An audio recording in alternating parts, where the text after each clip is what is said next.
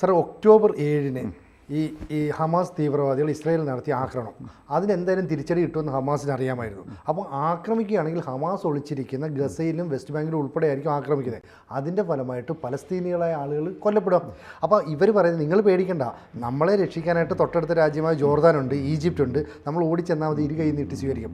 പക്ഷേ ഈ രണ്ട് രാജ്യങ്ങളെന്നല്ല, മിഡിൽ ഈസ്റ്റിലെ ഒരു രാജ്യം പോലും ഈ പറയുന്ന പാലസ്തീൻ അഭയാർത്ഥികളെ സ്വീകരിച്ചില്ല. അതിനൊരു കാരണം ഉണ്ടാവില്ലേ? എന്തുകൊണ്ടായിരിക്കും സാർ അത്? അതായത് സാറി പറഞ്ഞ പോലെ ഒക്ടോബർ 7 ആക്രമണം കഴിഞ്ഞപ്പോൾ ഈ പാലസ്തീൻകാരോട് പലർക്കും സിമ്പതിയുണ്ട്. കാരണം ഒരു തെറ്റും ചെയ്യാത്തവരും കൊല്ലപ്പെടുന്നുണ്ടല്ലോ. അങ്ങനെ കൊല്ലപ്പെടുന്ന സാഹചര്യത്തിൽ അഭയാർത്ഥികളായിട്ട് എവിടെയെങ്കിലും പോകണമെങ്കിൽ തൊട്ടടുത്ത് നമ്മുടെ ഈജിപ്റ്റുണ്ട്, അങ്ങേ വശത്ത് ജോർദനുണ്ട്, അങ്ങോട്ട് പോയാൽ പോരെ, പ്രശ്നം തീർന്നല്ലോ എന്ന് ചിന്തിച്ചവരുണ്ട്. അപ്പോൾ അങ്ങനെ പ്രത്യേകിച്ച് ഈജിപ്റ്റ് കുറച്ചുകൂടി ശക്തമാണല്ലോ. അതെ, ഈജിപ്റ്റ് എന്താണ് പ്രവർത്തിക്കുന്നതെന്ന് നോക്കിയും കാണും. വാക്കുകളല്ല, പ്രവൃത്തിയാണ് കാണേണ്ടത്. പക്ഷേ വാക്കുമില്ല, പ്രവൃത്തിയില്ല. പിന്നെ അങ്ങനെ നോക്കി നിന്നപ്പോൾ ഒരു പ്രവൃത്തി കണ്ടു. മതിലുണ്ടായിരുന്നു. മതിലിന് പൊക്കം കൂടി കൂടി വരാണ്. മതിലിന് മാത്രമേ വളർച്ചയുള്ളൂ. അതായത് ഈ മതിൽ കടന്ന ഒരാളും അങ്ങോട്ട് വരണ്ട, ഈജിപ്തിലേക്ക് വരണ്ട എന്നാണ്. അപ്പോൾ നമ്മളത് കാണുമ്പോൾ വിചാരിക്കും എന്തൊരു ഹൃദയശൂന്യമായ പ്രവൃത്തിയാണ് ഈ കാണിക്കുന്നത് എന്നൊക്കെ ചിന്തിക്കും. അങ്ങനെ പലരും ചിന്തിച്ചിരുന്നവരിൽ ചിലരൊക്കെ ഈജിപ്തിനോടും ജോർദാനോടൊക്കെ ചോദിച്ചു, നിങ്ങൾ പണ്ട് പലസ്തീൻകാർ ഒരുപാട് അവിടെ താമസിപ്പിച്ചിരുന്നല്ലോ, ഇപ്പോൾ താമസിപ്പിച്ചൂടെ എന്ന് ചോദിച്ചു.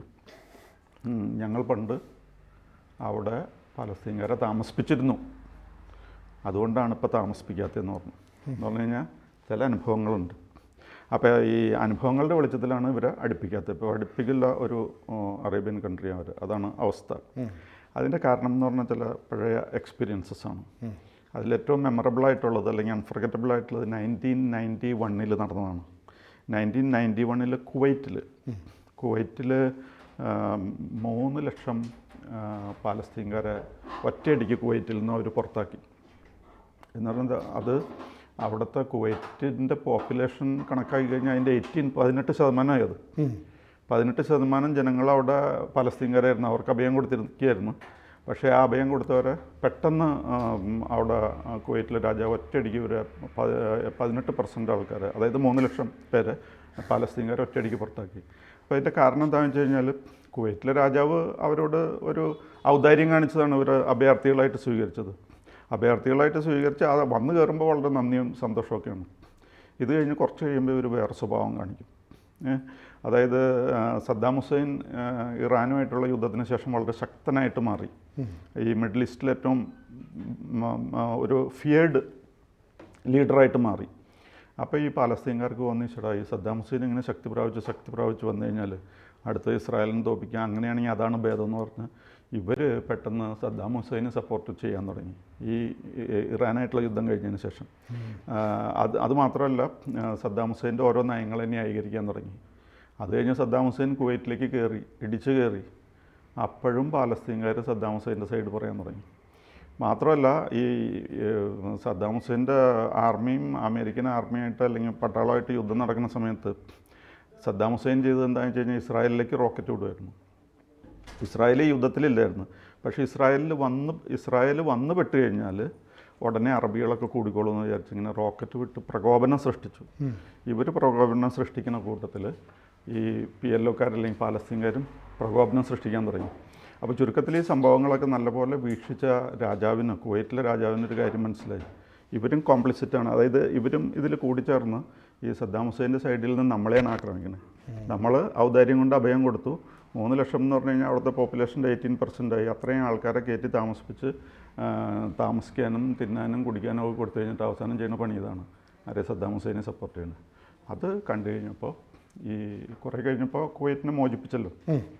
കുവൈറ്റ് മോചിപ്പിക്കപ്പെട്ട് കഴിഞ്ഞപ്പോൾ അദ്ദേഹം ആദ്യം ചെയ്ത പണി, ഈ കുവൈറ്റിലെ രാജാവ് ആദ്യം ചെയ്ത പണി എന്താണെന്ന് വെച്ച് കഴിഞ്ഞാൽ ഇവരെല്ലാവരെയും പുറത്താക്കി. അങ്ങനെയാണ് ഈ 1991 പുറത്താക്കൽ സംഭവിച്ചത്. അത് കുവൈറ്റിന് കിട്ടിയ ഒരു അനുഭവമാണ്. പിന്നെ ഇതേപോലത്തെ അനുഭവം ഉണ്ടായിരിക്കുന്നത് ജോർഡനാണ്. ജോർഡനിലെ രാജാവ് കിങ് അബ്ദുള്ള, അദ്ദേഹം ഇതേപോലെ വളരെയധികം പാലസ്തീൻകാരെ അവിടെ കയറ്റി താമസിപ്പിച്ചിരുന്നു. പാലസ്തീൻകാരെ കയറ്റി താമസിപ്പിച്ചിട്ട് ഇദ്ദേഹത്തോട് കയറ്റി താമസിപ്പിക്കുമ്പോഴും ഭക്ഷണം ചിലവും താമസവും കുടിക്കാനും ഒക്കെ കിട്ടുന്ന സമയത്ത് ഭയങ്കര സ്നേഹമായിരുന്നു. അത് കഴിഞ്ഞിട്ടാണ് 1967 സിക്സ് ഡേ വാർ നടന്നു. സിക്സ് ഡേ വാർ കഴിഞ്ഞ് ഈ കിങ് അബ്ദുള്ള തോറ്റുപോയി. കിങ് അബ്ദുള്ള തോറ്റുപോയി എന്ന് പറഞ്ഞാൽ കിങ് അബ്ദുള്ള അല്ല, ഈ അറബി മൊത്തം രാജ്യങ്ങൾ തോറ്റുപോയി.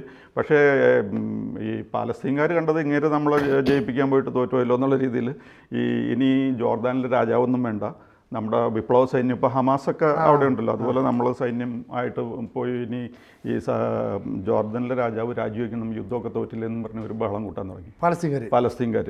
അപ്പോൾ പാലസ്തീൻ്റെ എന്ന് പറഞ്ഞു കഴിഞ്ഞാൽ ഒരു പാരലൽ ആർമി പോലെയായിരുന്നു. അതായത് ലെബനോണിൽ ഇപ്പോൾ ഹിസ്ബുള്ള ഉണ്ടല്ലോ, റെഗുലർ ആർമി അല്ല, ഒരു പാരലൽ ആർമി. അപ്പോൾ അതേപോലെ ഒരു പാരലൽ ആർമിയായിട്ട് ഇവരുണ്ടായിരുന്നു.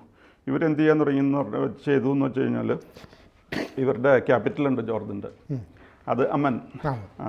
അവിടെയൊക്കെ ഇവരുടെ വാഹനങ്ങൾ, അതായത് ഇവരുടെ പാരലൽ ആർമിയുടെ വാഹനങ്ങളൊക്കെ ഓടിച്ചു കൊണ്ടുവരണം. എല്ലാവരുടെയും കയ്യിൽ നിന്ന് പണം ഏതെല്ലാം രീതിയിൽ എക്സ്റ്റോർട്ട് ചെയ്യാൻ പറ്റുമോ അത് മുഴുവനും അവർ പിരിച്ചെടുത്തു. അപ്പോൾ അതിനുള്ള ന്യായീകരണം എന്താണെന്ന് വെച്ച് കഴിഞ്ഞാൽ ഞങ്ങളത് ചെയ്യുന്നത് ഫോർ എ സീക്രട്ട് കോസ്, പാലസ്തീൻ്റെ ലിബറേഷന് വേണ്ടിയിട്ടാണ്, അതുകൊണ്ട് ആരും ഇതിൽ ഇടപെടണ്ട, ഞങ്ങൾക്ക് ഇസ്രായേലുമായിട്ട് യുദ്ധം ചെയ്യണമെങ്കിൽ ഇത് പണത്തിൻ്റെ ആവശ്യമുണ്ട്, അതുകൊണ്ടാണ് ഇത് ചെയ്യണമെന്ന് പറഞ്ഞു. അങ്ങനെ ഇവിടെ ഈ പറഞ്ഞ ജോർദനിലുള്ള ആൾക്കാർക്ക് ജീവിക്കാൻ പറ്റാത്ത കണ്ടീഷനായി. കാരണം ഇവർ നല്ല വെൽ എക്വിപ്ഡാണ്, എല്ലാ ആർമമെൻസും ഉണ്ട്. അതുകൊണ്ട് പട്ടണത്തിലും ഒക്കെ നടന്നു കഴിഞ്ഞിട്ട് ഇവർ തോക്കൊക്കെ ആയിട്ട് നടന്ന ആൾക്കാരുടെ കയ്യിൽ നിന്ന് പണം പിരിക്കുക എന്ന് പറയുമ്പോഴോ ഒരു സീക്രട്ട് കോസാണ്, പാലസ്തീന് വേണ്ടിയിട്ടാണെന്നാണ് പറഞ്ഞുകൊണ്ടിരുന്നത്. അത് മൂത്ത് പിന്നെ എന്ത് പറ്റിയെന്ന് പറഞ്ഞു കഴിഞ്ഞാൽ ഇവർ ഒരു പാലസ്തീൻ്റെ ലിബറേഷന് വേണ്ടിയിട്ട് ഒരു ഫ്രണ്ട് എന്നുള്ള രീതിയിൽ ഒരു പാർട്ടിയൊക്കെ ഉണ്ടാക്കി അവർ വിമാനങ്ങൾ ഹൈജാക്ക് ചെയ്യാൻ തുടങ്ങി. അതായത് ഇപ്പോൾ നമ്മുടെ പെരുമ്പാവൂർ അതിഥി തൊഴിലാളികൾ വന്നിട്ട് വിമാനം ഹൈജാക്ക് ചെയ്യുകയാണെങ്കിൽ അങ്ങനെയുണ്ട്. വിവിധ രാജ്യങ്ങളുടെ വിമാനങ്ങൾ ഹൈജാക്ക് ചെയ്തിട്ട് ഈ പാലസ്തീൻ ആർമി അവരുടെ ആൾക്കാരുള്ള ഏരിയയിലേക്ക് കൊണ്ടുവന്നിട്ട് ഈ വിമാനങ്ങൾ അവിടെ ലാൻഡ് ചെയ്യും. ജോർദനിലാണ് ലാൻഡ് ചെയ്യുന്നത്, പക്ഷേ പാലസ്തീൻ ആർമിക്ക് കൂടുതൽ ഇൻഫ്ലുവൻസ് ഉള്ള സ്ഥലങ്ങളിലേക്കാണ് കൊണ്ടുവരുന്നത്. അപ്പോൾ അവർ ഫോം ചെയ്തിരുന്ന പാർട്ടിയുടെ പേര് Marxist Leninist popular front for the liberation of Palestine എന്നായിരുന്നു പാർട്ടിയുടെ പേര്. അങ്ങനെ ഈ വിമാനങ്ങൾ കൊണ്ടുവരാൻ തുടങ്ങി, വിമാനങ്ങൾ റാഞ്ചൽ തുടങ്ങി, അതേപോലെ അത് മുഴുവനും ജോർദനിലേക്ക് കൊണ്ടുവരാൻ തുടങ്ങി. ജോർദനായിട്ട് ആൾക്കാർക്കൊക്കെ ശത്രുത വന്നു. ഒരു സ്റ്റേജ് കഴിഞ്ഞപ്പോൾ ഈ രാജാവിന് മനസ്സിലായി ഈ കളി പോയി കഴിഞ്ഞാൽ ശരിയാവില്ല, ഇവിടുത്തെ ജനങ്ങൾക്കും ദുരിതം, ബാക്കിയുള്ള രാജ്യങ്ങളുടെ വിമാനം ഇവിടെ വരുന്നു, ഇതിനെല്ലാത്തിനും നമ്മൾ സമാധാനം പറയണം എന്നുള്ള അവസ്ഥ വന്നു. അങ്ങനെ പിന്നെ അത് ഈ ജോർദൻ്റെ റെഗുലർ ആർമിയും ഈ പാലസ്തീൻ മിലിഷ്യയുള്ളവരായിട്ടുള്ള ഒരു യുദ്ധമായിട്ട് മാറി. ആ യുദ്ധം 10 മാസം നീണ്ടു നിന്നു. 10 മാസത്തെ യുദ്ധം കഴിഞ്ഞപ്പോഴേക്കും ഇവരൊരുവിധം ഒതുക്കാൻ കഴിഞ്ഞു, ഇവരെ പുറത്താക്കാൻ കഴിഞ്ഞു. പക്ഷേ അപ്പോഴേക്കും ഇവരൊരു എക്സ്ട്രീംസം കാണിക്കുന്ന ഒരു പാർട്ടി ഉണ്ടായിരുന്നു അവർക്ക്. ബ്ലാക്ക് സെപ്റ്റംബർ ആയിരുന്നു അതിൻ്റെ പേര്. ഈ ബ്ലാക്ക് സെപ്റ്റംബറുകാർ എന്ത് ചെയ്തെന്ന് പറഞ്ഞു കഴിഞ്ഞാൽ അവിടുത്തെ പ്രൈം മിനിസ്റ്റർ ഉണ്ടായിരുന്നു. ഇവരെ ഓടിച്ച് വിടുന്ന കൂട്ടത്തിൽ അവരുടെ പ്രൈം മിനിസ്റ്ററേയും കൊന്നിട്ടാണ് ഇവർ പോയത്.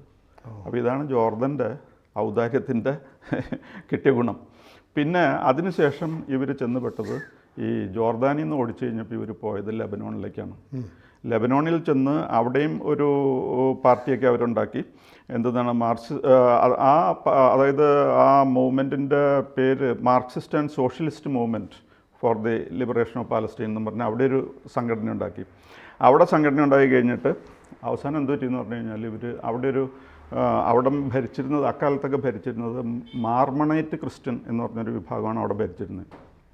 ഇവർ ആദ്യം വന്നു, അതിഥികളായിട്ടൊക്കെ വന്നു, അല്ലെങ്കിൽ അഭയാർത്ഥികളായിട്ട് വന്നു, കുറേ കാലം സമാധാനമായിട്ട് ജീവിച്ചു. കുറേ കഴിഞ്ഞ് കഴിഞ്ഞപ്പോൾ അവർ രാഷ്ട്രീയത്തിലും ഒക്കെ ഇടപെടാൻ തുടങ്ങി, സൈനികമായിട്ടും ഇടപെടാൻ തുടങ്ങി. കാരണം ഇവരുടെ കയ്യിലൊക്കെ ആയുധങ്ങളുണ്ട്.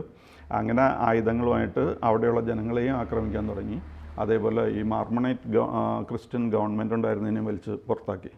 അങ്ങനെ വന്ന് അവസാനം ഇത് ഇവരുമായിട്ട് ഈ ലെബനോണും ഈ പാലസ്തീൻകാരായിട്ടുള്ളൊരു യുദ്ധമായിട്ട് മാറി. അങ്ങനെ വന്ന് 4 കൊല്ലം ആ യുദ്ധം നീണ്ടുന്നു. അപ്പോൾ അതിനിടയ്ക്ക് പാലസ്തീൻകാരിങ്ങനെ അവരുടെ ഒഴുക്കായിരുന്നു. അവിടെ നിറച്ച് ഇവർ ഈ അറേബ്യൻ ഒറിജിനുള്ള ആൾക്കാരും ഒക്കെ വന്ന് നിറഞ്ഞ് അവസാനം 4 കൊല്ലം യുദ്ധം ചെയ്തിട്ടാണ് ഈ പാലസ്തീൻകാരെ അവിടെ നിന്ന് കുറേ പേരെ പുറത്താക്കിയത്. പക്ഷേ അന്ന് ഉണ്ടാക്കിയിരുന്ന ആ സമാധാനക്കേട് അതിപ്പോഴും തുടരുകയാണ്. ഇതൊക്കെയാണ് ഈ ഈജിപ്തിനെയും ജോർദനെയും പിന്തിരിപ്പിക്കുന്ന ഘടകങ്ങൾ. പിന്നെ അൽ-സിസി എന്ന് പറഞ്ഞിട്ട്, മുഹമ്മദ് അൽ-സിസി എന്ന് പറഞ്ഞ ഈജിപ്തിൻ്റെ പ്രസിഡൻ്റ് ഉണ്ട്. അദ്ദേഹം he was the chief of the army staff ഈജിപ്തിൻ്റെ. അപ്പോൾ അദ്ദേഹത്തോട് ചിലർ നേരിട്ട് ചോദിച്ചു, എന്താ ഇവരെ എങ്ങോട്ട് എടുത്തുകൂടെ, നിങ്ങൾ പണ്ട് അവിടെയൊക്കെ താമസിപ്പിച്ചിരുന്നല്ലോ എന്ന്.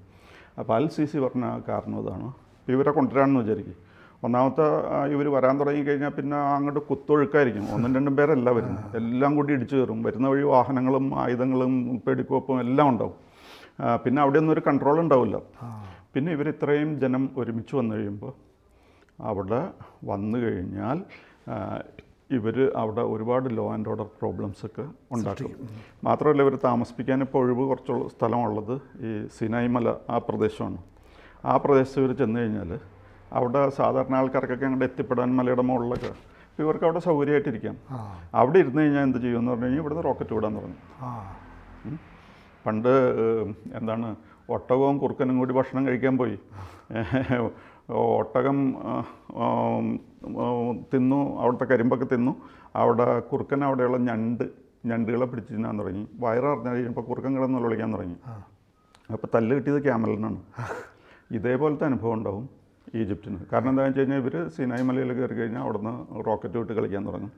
അപ്പോൾ അറ്റാക്ക് മുഴുവൻ ജോർദാൻ, അതെ സോറി, ഈ സൈനായ് മല എന്ന് പറയുമ്പോൾ ഈജിപ്തിൻ്റെ ആണ്. അപ്പോൾ ഈജിപ്തിലേക്ക് അറ്റാക്ക് വരും. 40 കൊല്ലമായിട്ട് ഈജിപ്തും ഇസ്രായേലുമായിട്ട് യാതൊരു പ്രശ്നവുമില്ല. യാതൊരു എന്ന് പറഞ്ഞു കഴിഞ്ഞാൽ അവർ ക്യാമ്പ് ഡേവിഡ് അക്കോർഡൊക്കെ സൈൻ ചെയ്തു. ഈജിപ്റ്റ് ചോദിച്ച സ്ഥലങ്ങൾ അവർക്ക് തിരിച്ചു. യുദ്ധത്തിൽ അതായത് 67 6 ഡേ വാറിൽ പിടിച്ച സ്ഥലങ്ങളൊക്കെ അതിൽ ഈജിപ്റ്റിന് ചില സ്ഥലങ്ങൾ ഇപ്പോൾ അതിൽ പെട്ടതാണ് ഈ സിനായ് മലയൊക്കെ അങ്ങനെ വിട്ടുകൊടുത്തു. ഇസ്രായേലുമായിട്ട് സമാധാനത്തിന് ഇവർ എടുക്കുന്നതെന്ന് പറഞ്ഞു കഴിഞ്ഞപ്പോൾ വളരെ ജനറസായിട്ട് ഇസ്രായേൽ ഡീൽ ചെയ്തു. അവർ ചോദിച്ച സ്ഥലങ്ങൾ അവരുടേതായ ഈജിപ്തിൻ്റേതായ മുൻപുണ്ടായിരുന്ന സ്ഥലങ്ങൾ തിരിച്ചു കൊടുത്തു. അങ്ങനെയൊക്കെ വളരെ കഷ്ടപ്പെട്ടാണ് ഒരു സമാധാനത്തിലേക്ക് എത്തിയത്. മാത്രമല്ല ആ സമാധാന കരാറിൻ്റെ പേരിൽ വളരെ പ്രശ്നങ്ങൾ ഈജിപ്തിലുണ്ടായി. എക്സ്ട്രീമിസ്റ്റ് അതിനെതിരെ ഫൈറ്റ് ചെയ്യാൻ തുടങ്ങി. അങ്ങനെ ഈ അന്നത്തെ അൻവർ സാദാത്തിൻ്റെ ജീവനും നഷ്ടപ്പെട്ടു. ഇത്രയും വില കൊടുത്ത് നേടിയ സമാധാനം നശിപ്പിക്കാൻ ഇവരിൽ പാലസ്തീൻകാർ വന്നു കഴിഞ്ഞാൽ ഏതാനും മണിക്കൂറുകൾ മതി. കാരണം ഇവർ കയറി ചെന്ന ഉടനെ റോക്കറ്റ് വിടാൻ തുടങ്ങും ഇസ്രായേലിലേക്ക്.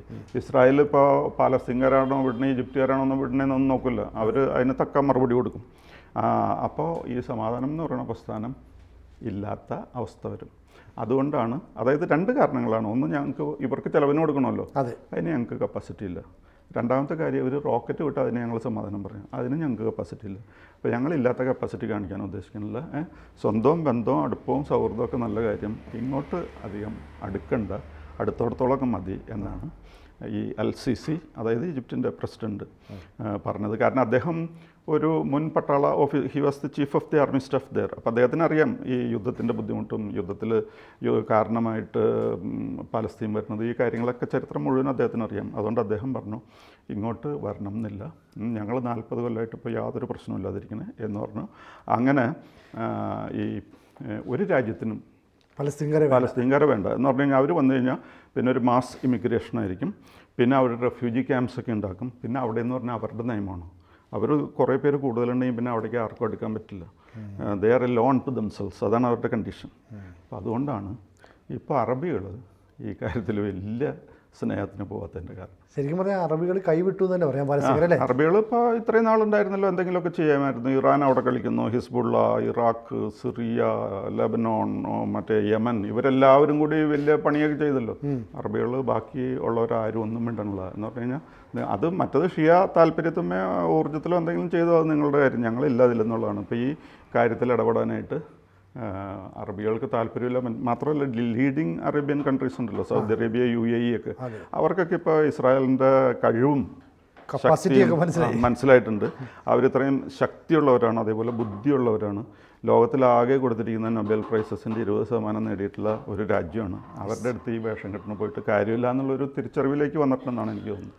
അപ്പോൾ ഈ പറയുന്ന പലസ്തീൻകാർ ഒരു കാലത്ത് ഈ ജോർദാനിലും ഈജിപ്തിലൊക്കെ ചെന്ന് കയറുകയും അവിടെ നാശം ഉണ്ടാക്കുകയും ചെയ്തുകൊണ്ടാണ് അവർ ഇപ്പോൾ എതിർക്കുന്നത് അല്ലേ. അപ്പോൾ അവരുടെ ഒരു സ്വഭാവത്തിൻ്റെ ഒരു മോശം പ്രകടനം കൊണ്ടാണ് ഇവരൊക്കെ ഈ രാജ്യങ്ങളൊക്കെ കൈവിട്ടത്.